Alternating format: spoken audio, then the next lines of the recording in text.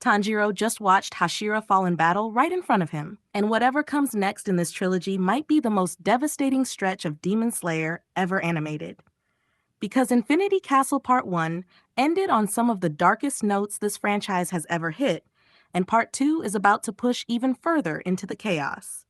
Demon Slayer Infinity Castle Part 2 continues the trilogy, adapting the manga's final arc, where the Demon Slayer Corps wages an all-out war against Muzan and his most powerful demons inside the shifting nightmare of the Infinity Castle. Part 1 already delivered some of the most intense fights in the series, including the brutal clash between Tanjiro Giyu and Akaza, along with Shinobu Inosuke Doma and Kanao's fight, and Zenitsu's explosive confrontation with Kaigaku. Part 2 is expected to escalate things even further as more Hashira come face-to-face with Upper Moon daemons in battles that push both sides toward their absolute limits. Here's what makes this next chapter so heavy. The Infinity Castle arc is widely considered the emotional peak of the entire manga because it forces nearly every major character to confront the cost of this war head-on. Multiple Hashira don't make it out alive, and the demons themselves reveal tragic backstories that complicate who the real villains actually are.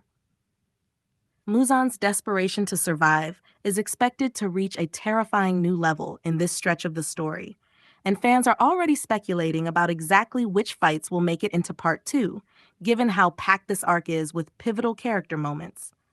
Fans have been buzzing since Ufotable's own roadmap confirmed Part 2 isn't landing in 2026, with most industry reports now pointing toward 2027 as the earliest realistic window.